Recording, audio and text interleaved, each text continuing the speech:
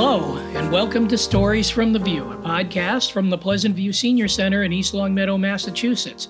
On this podcast, we invite East Longmeadow residents to tell us their stories about their lives and events. And today's guest is Mike Boucher, and he is the owner of Custom Auto Body and also Norris Truck Trailer here in East Longmeadow. He is a lifelong resident of East Longmeadow, and he's got a lot of stories. So, without further ado, let's get started. Here is your host, Mary Jenowyn Kaplan. Thank you, Eric, and welcome, Mike. Thank you so much for joining us today. You have come to the right place. We want to hear the stories and the deep roots of East Longmeadow. So, you tell me your family is from East Longmeadow. How far back? Well, my dad settled here in 1948. After he got out of the military as a Navy chief. He went to work at Putnam High School, which was at the time trade high school. He was an automotive shop teacher, and he started there without any kind of a degree, just what he had learned in the Navy as an aviation metalsmith. He taught auto body and then transitioned into automotive after several years, and and the other teachers at the school drove back and forth to Fitchburg State Teachers College to get their degrees. So they would come home from school in the evening, and they would get in a car and they would drive down to Fitchburg State and work on their degrees as educators, and then they would drive back home. The next morning they'd go back to work. They were hard workers in those days. Yeah. There were a great bunch of people that worked at trade, and my dad used to say to me as a kid, if a young person went to trade and wanted to get a really good basic education in some kind of vocation or trade, you could get it at that school. I used to go to the open houses with him in the evening when they had the school open house and talk to all of the different teachers that taught different things in the school, and they became friends of ours. I remember waking up one morning and coming downstairs, and there 8 men standing in the kitchen dressed in their hunting clothes.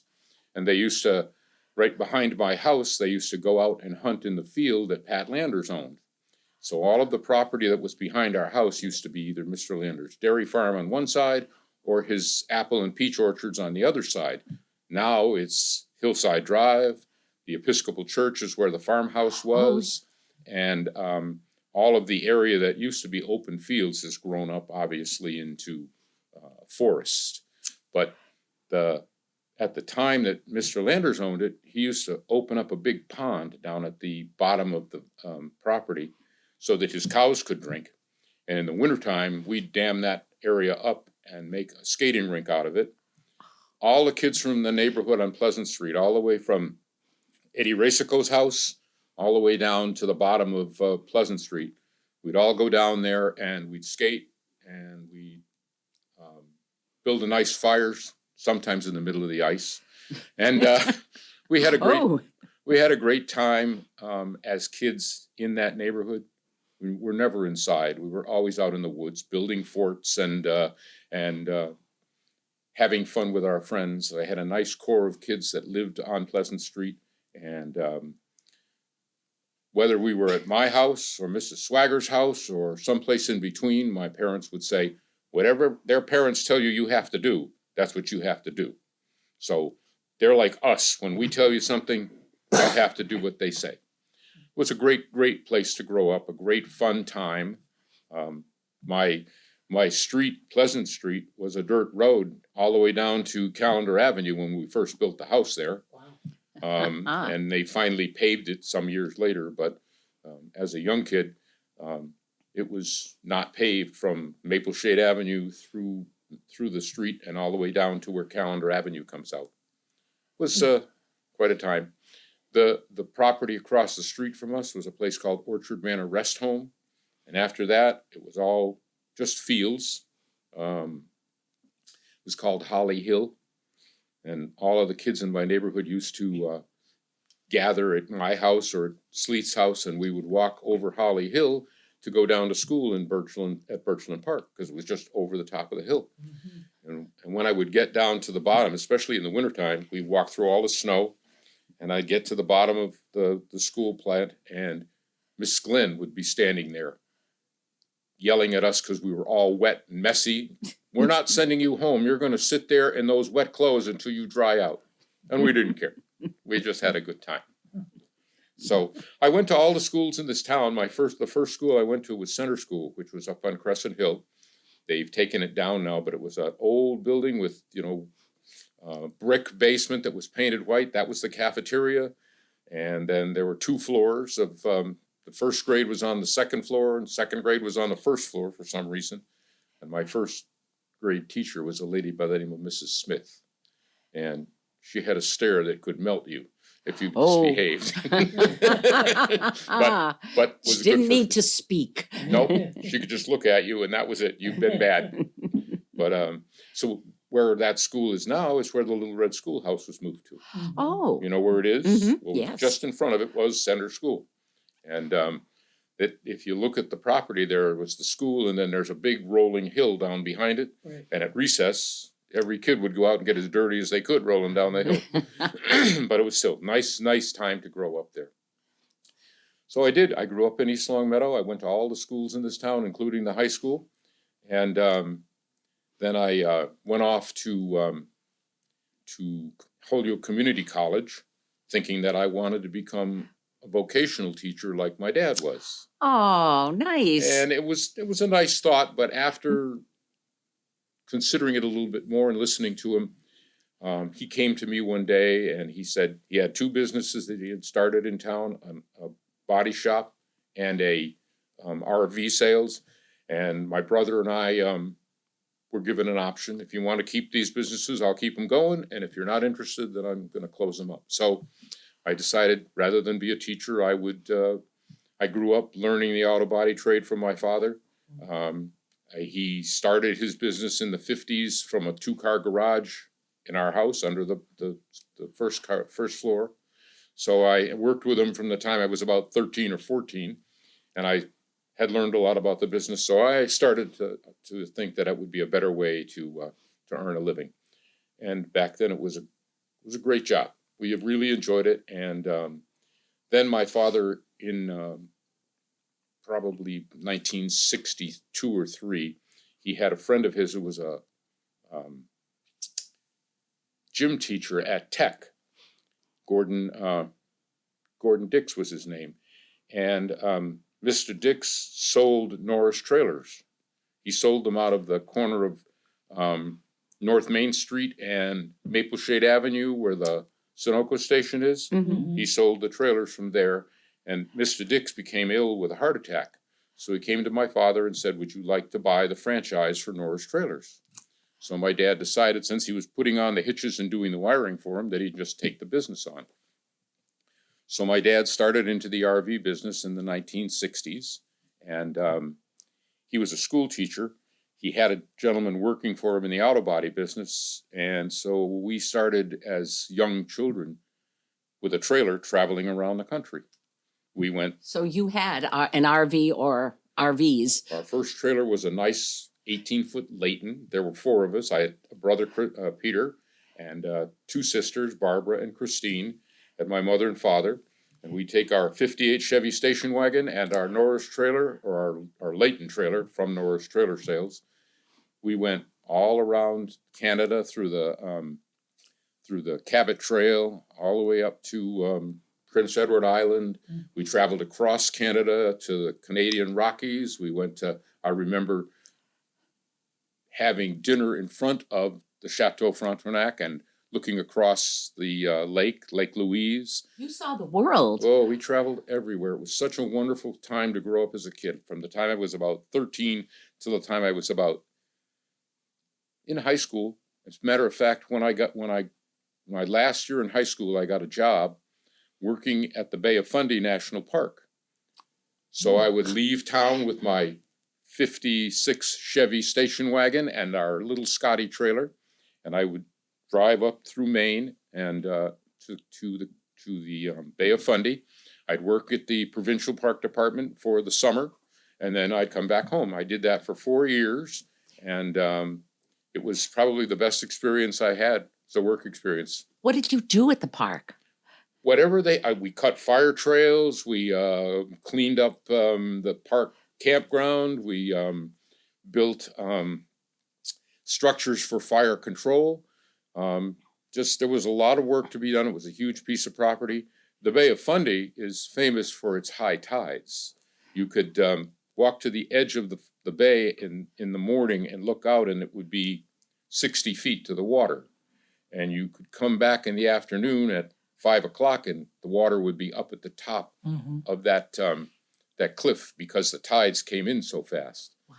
Yeah, I've been to Campobello Island many times, so Yeah. I've witnessed that. Yeah, that particular area of Canada around Moncton and St. John, they have a tidal bore where the river is running in one direction and at one time, and then when the tide comes in, it forces the river to run in the other direction. Yeah. Pretty amazing things to see as a young person, and memories that I still have to this day.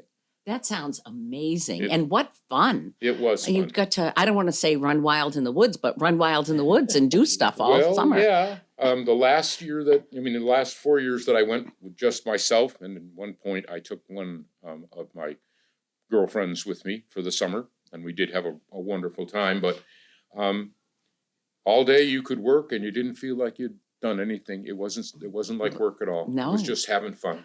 And all of the people that I worked with were similar people. They gotten jobs. A lot of them were Canadian boys and girls, and some of them were Americans. But it was probably one of the best memories I've ever had for a work experience. Oh, that sounds fabulous. Yeah, it fabulous. But then it ended. It did.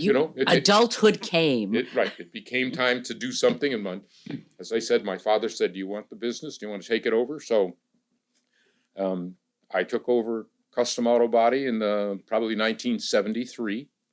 And at the time, my dad was in just a little 4-stall garage. He didn't own the property. He rented it. And it looked like it was going to work out. So a man by the name of Art Anderson, who was a painting decorator and also a real estate agent, came to my dad one day and said, "There's a chance for you to buy this property. So if you're interested, we got to move fast because the drink waters are kind of in a tight spot and they got to sell it." So my father made arrangements to sell the property or to buy the property. And he also bought an adjunct piece from New Haven Railroad. And the Acres Power Equipment was in the bigger building that was on the property at the time. And my dad used the smaller property. And then finally, when Connie Weisbecky decided he was going to move out of the space that was the bigger property, we took that over so we'd have more room for our shop. So that's where you are today. That's exactly where we are today. Wow. And then a few years after that, the Purina feed store that was next door to our business, the owner was ready to sell. And my dad said to me, "You and your brother really got to buy that." So, he helped us put it together, and we managed to buy A.W. Brown, which was Al Brown's property, and kept it as the feed and grain company for 5 or 8 years. At one point, it was leased to another person, and A.W. Brown moved over to Shaker Road, and we decided to take the building down, which was very old, and build the building where Dunkin' Donuts and those other people are now. That wonderful strip mall of, Yeah, is it turned that out the to right be- word for it? I don't want to. Well, I guess that's exactly what it is, a little strip mall. Yeah. But at first I was reticent to do it, but I'm very happy today that we made that move and did it. Mm-hmm. So after that point, we decided we needed to make our shop bigger. So we moved it into the bigger part of the building and leased the smaller building to a gentleman by the name of Rick Rice, who is Rice's Auto Repair. He's still on the property. And then there were 3 other stores in front. They've been rented to 3 other tenants. So it's worked out very well for us. It was a comfortable thing. Living in this town all my life, I've seen a fair number of changes. It was a very, rural community at one point. I think the biggest reason that it was different than Long Meadow is because we have so many businesses here. We have so many places that were farmland. And when I was young, the property next to A.W. Brown used to be the McCormick Stone Quarry. So if you look at that big building on Maple Street at the very back where the lumber yard used to be, where that used to be the stone quarry building, and the little front building that is now Joy Bowl was the office for McCormick Stone Quarry. And the people who owned the quarry would cut rock from the three different quarries in town, and it would come down to that large building. And that building had a saw in it. I remember it because when I worked at the shop, it ran all night long. They would cut these huge blocks of stone, break them off, and then they would break them down into smaller pieces. That brownstone and redstone, this was the only town you could buy it in. There are places in New York, there are places in Boston built from brownstone that this town was the only place you could get it in. So the McCormicks were pretty good friends of my dad's because they were neighbors, and they lived out on Pleasant Street up on the hill. And I remember when they told us that they were going to have to close the quarry because the demand for stone had just dropped down so much. And I was unhappy because it was, it was quite a business, and it had something that nobody else had. In this town, this little town, we had some of the best stone in the world. So No longer. no, It's part of our history, but not actually, current production. the quarry off of Elm Street on Redstone Drive is completely closed now, and there are houses on top of it. I'm amazed that they could, if you dig down 2 feet, you're going to run into stone because it's all stone over there. So I live in the town now. I've lived here all my life. Married to my wife, Linda, and we lived in Long Meadow for quite a long time, about 12 years. The economy wasn't all that great during the Carter years. Interest rates were high, so we decided not to move at that time. But when finally things stabilized, we moved back to East Long Meadow, and I built a home on Glen Farms Drive. I built it, I was the contractor, so I built it the way I wanted it. And we built it in 1982 and finally moved in 1984. But you did it, so it Yeah. might have taken a little while. It did. I had some help from some really knowledgeable people. Andy Gerard did the framing for me. Andy's no longer with us anymore, but a lot of people that were good friends helped me a lot.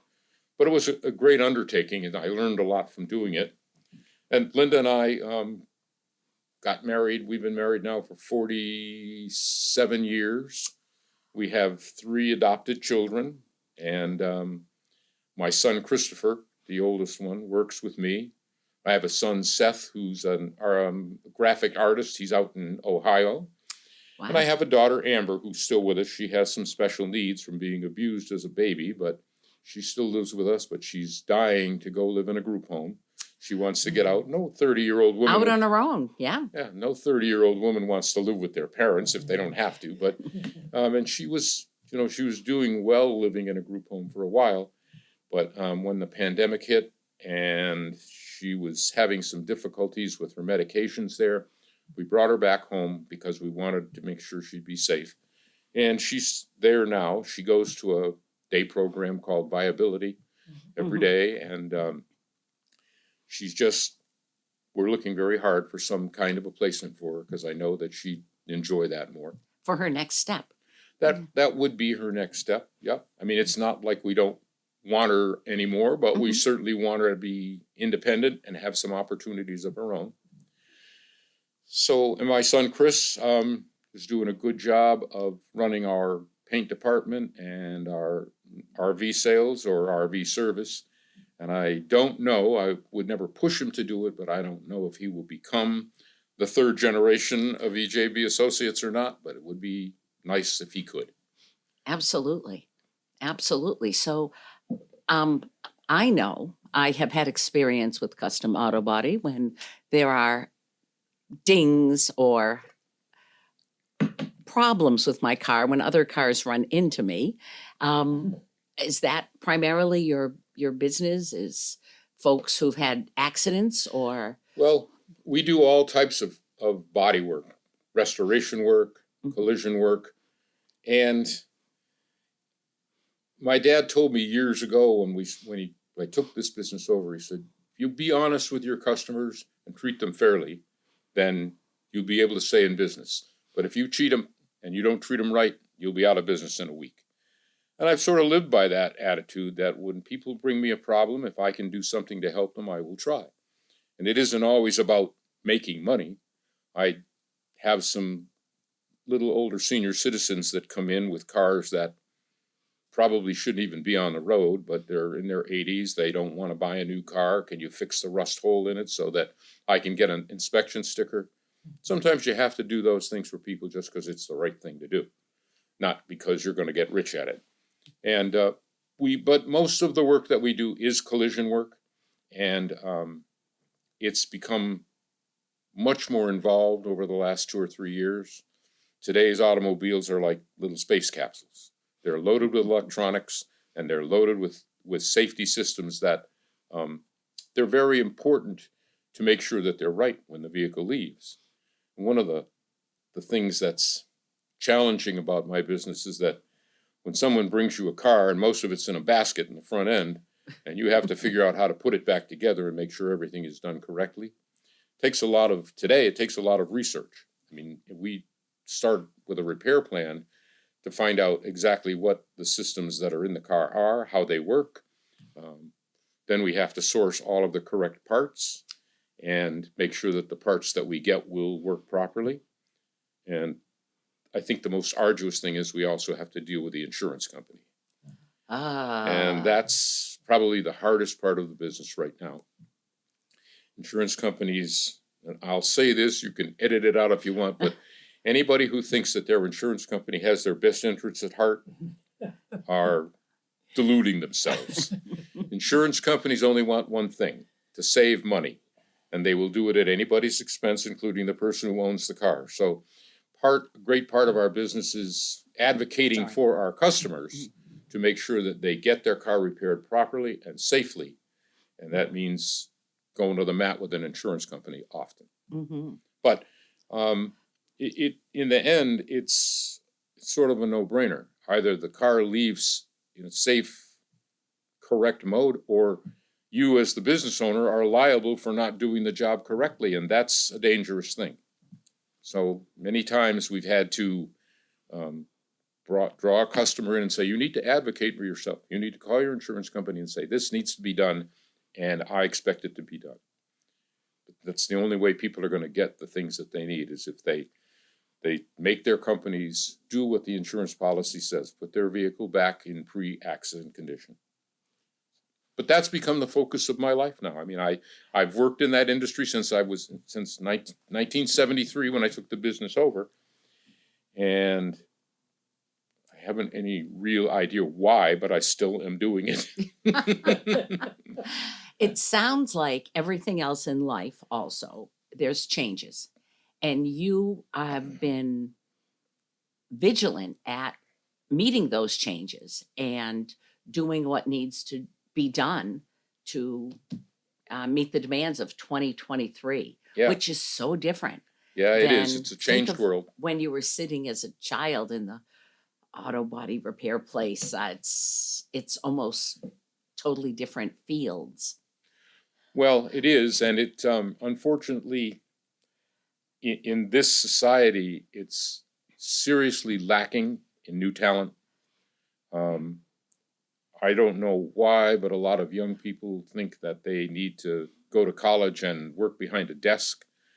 And I wish that there could be more young people who were interested in technical fields, because there's so many interesting things you can do without a college degree. And there are so many interesting things that young people could learn that would provide them with a very good living. Especially, as I said, with the advent of so many electronic systems in today's vehicles, a young person who wanted to go to a technical school and learn how to do the programming and the restructuring of electronics in a vehicle can make a nice living, can have a business or a job that they could enjoy on their own, and in some cases become their own boss because there are so many opportunities. Just the electric car, the Teslas and other electric cars of today's world, the number of people capable of repairing them is almost non-existent. There's one little school in Worcester that I know of that will train people to work on EV cars, but there aren't very many people that have come up to speed in that field. So there's a big opening for people with that who want to take that opportunity. So I would hope that we could find more young people who didn't mind working with their hands and their brains, didn't mind coming to work at a facility rather than working from their home, and didn't mind a challenge every day because the work is different all the time. There's a gentleman by the name of Mike Rao who does a show on TV called Dirty Jobs. And Mike Rao has opened a foundation, and he's partnered with the people from This Old House.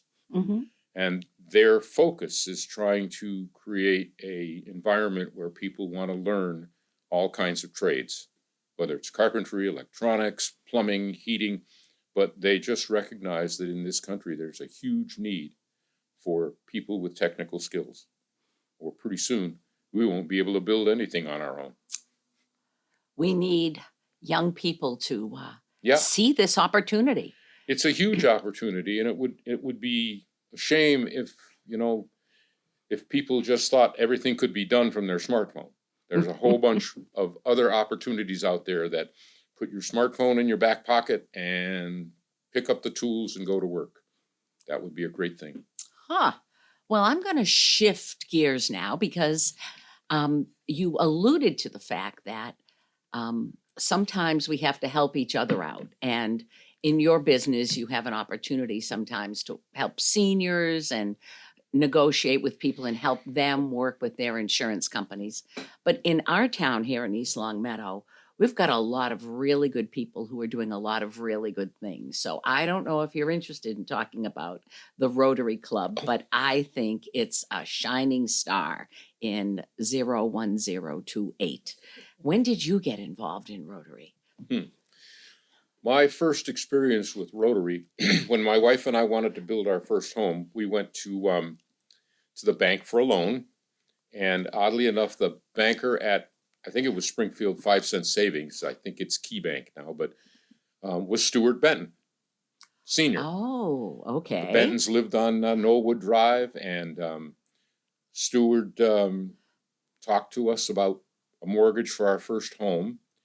And we got a mortgage, even though my wife was not supposed to qualify because she didn't count. She could, but that was his statement, which he could never make today. But anyway, I'm surprised he was able to get away with that. Linda's quite feisty. Yeah, she was, but she accepted it.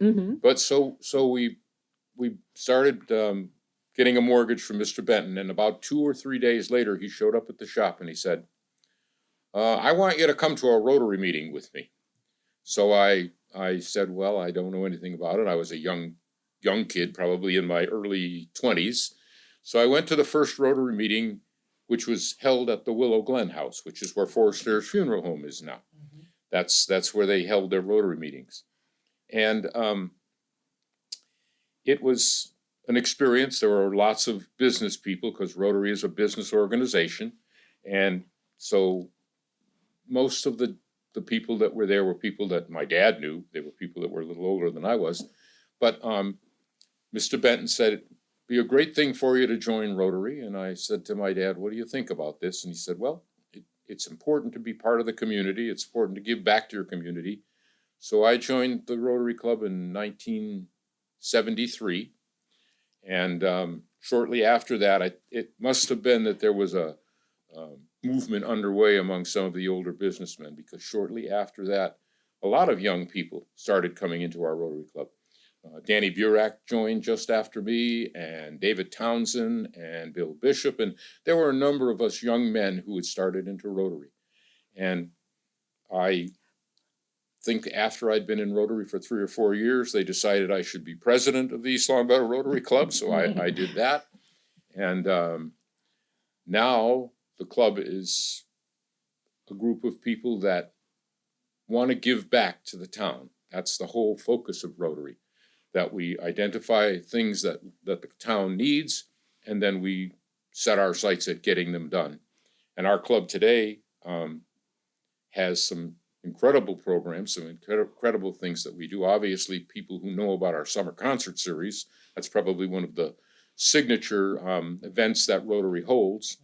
And but we do a lot of other things for the community, food drives, Easter party, all of the things that people see. And a lot of the other service organizations in town have had the same problem we have, getting members, but Rotary has taken over the effort to make sure that we have a carnival in town every year, we have fireworks in town every year, we have a parade every year, and we have our concert series. So those are big projects. they are. They're large projects, and I'm pleased that there are so many people in our club that are willing to make the effort, because that's what Rotary's about. It's about the effort. I saw the picture on Facebook of Thanksgiving baskets in cooperation with East Village Tavern. Mm-hmm. So during the very busy holiday season, maybe the day before Thanksgiving, Rotarians went and prepared baskets and then delivered. And it warms my heart to think that folks take time when many are losing their minds trying to keep up with the day-to-day life to help others in our town. And there are people in our town who need help and appreciate it. Yeah, and I think that, that's been the message that I've tried to portray as membership chairman for Rotary, that your town can't just be a path. If you live here, it's incumbent on you to try to give back in the community you live in. And it gives you a good feeling to know that you've done something for other people who need it, or that you've provided something that gives people a feeling of community. That's why I've stayed in Rotary for almost 45 years. And although I don't know why, I've had perfect attendance for all of those years. Every time we have a meeting, I'm there. I think that this charter night probably will be 47 years of perfect attendance. Jimmy Rintoul's the only person. You meet weekly.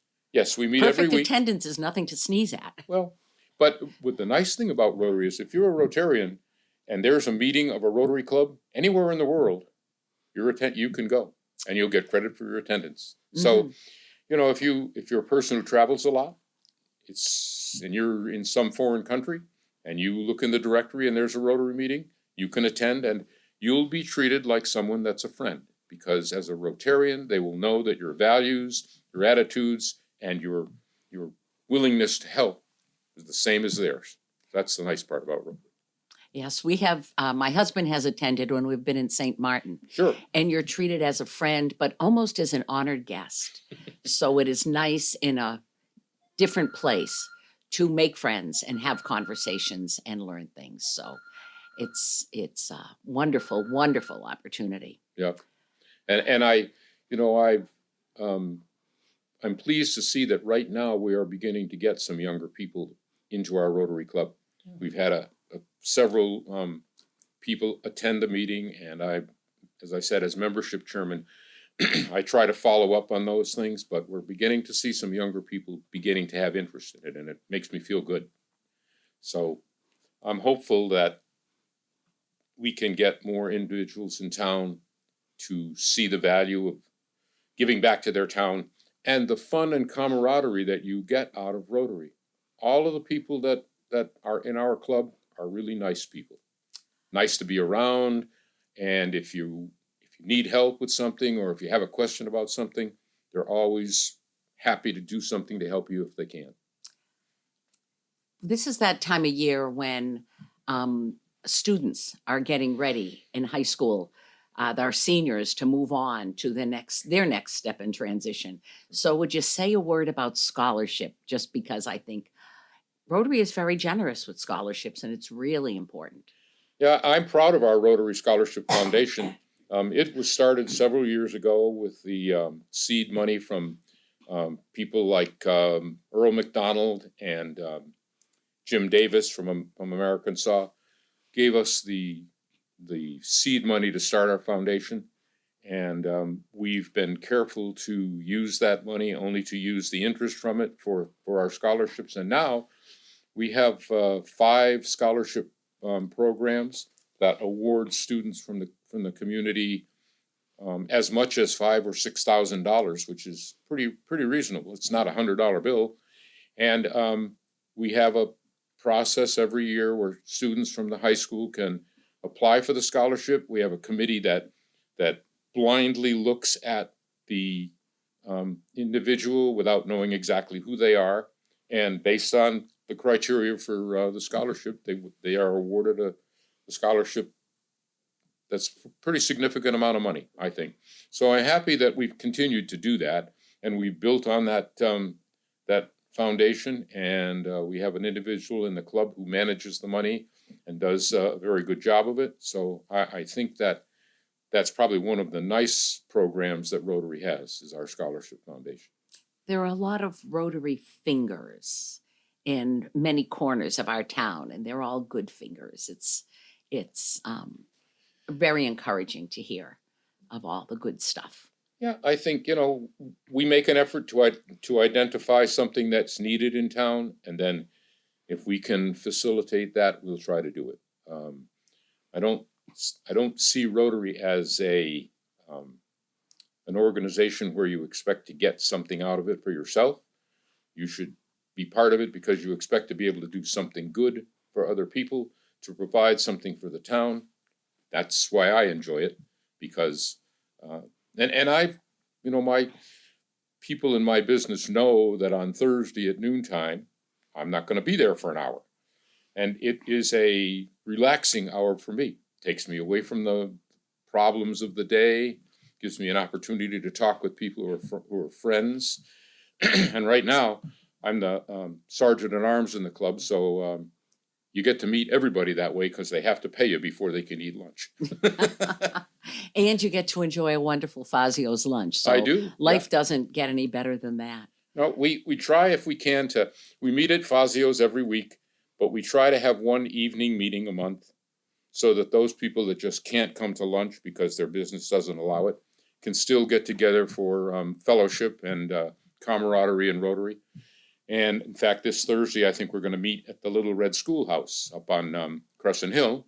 And our board of directors has agreed to provide the food for the club. So we'll see how that works out. Great. Yep. Mike, we have covered a lot of ground today. Yeah, we have. Is there anything else that you were thinking you might want to share that we haven't hit upon? No, I'm afraid to hear all this and find out what I have said already, but it's been a real pleasure and an enjoyable experience, and I'm glad that you invited me, and pleased that we had this opportunity to talk. And Mike, if somebody was interested in joining Rotary, Yeah. how would one do that? Well, we have an online application that you can apply for. It's rotary.org, East Longmeadow. Or you can come to one of our meetings as a guest at Fazio's any time you'd like, and we'll be happy to provide you with an application. And the process is fairly simple. You apply to Rotary. The application will be given to the board of directors, who will look at who it is and what they want. Then they'll approve the application, and then the person will have a chance to sit down with me, and we'll tell them a little about Rotary and how it operates, because I want people to understand what they're going to be involved in before we bring them into the club. It's a commitment. Yeah. Gives them an opportunity to know rather than to say, oh, I didn't know all that. Mm-hmm. And then after that, they're announced to the club for 2 meetings, and then after that, you're a Rotarian. We have dues of $175 a year, which is to cover all of the costs, including Rotary International, and a lunch meeting where you can eat or not. Do you still have a Zoom option? Do we have Zoom option at the meetings if yes, people you can cannot Zoom attend? the meeting. Yeah, if you want to. Several of our members who can't leave at lunch can Zoom the meeting. So And our attendance requirement is not as strict as it used to be. As long as you're willing to do something to be involved in Rotary, doesn't have to be going to a weekly meeting, can be working at the concert committee meetings, it can be working in any other thing that project that we have. You're considered a member and you're considered in good standing. Okay. All Well, right. thank you so much for being here today, Mike. We really appreciate it and love hearing all these stories about living in town and hearing about Rotary. And it's been great to have you here today. So that wraps up another episode of Stories from the View. We'd like to thank our guest again, Mike Boucher. The Stories from the View podcast, it's available on the LCAT 01028 channel on YouTube. And we're also on Spotify. If you have a story you'd like to share on the program, contact Pleasant View Senior Center Director Aaron Kobler by stopping by the Pleasant View Senior Center or by calling Aaron at 413-525-5436, extension 1401, or you can send Aaron an email, aaron.kobler@eastlongmeadowma.gov. Thanks for listening, and we'll see you next time on Stories from the View.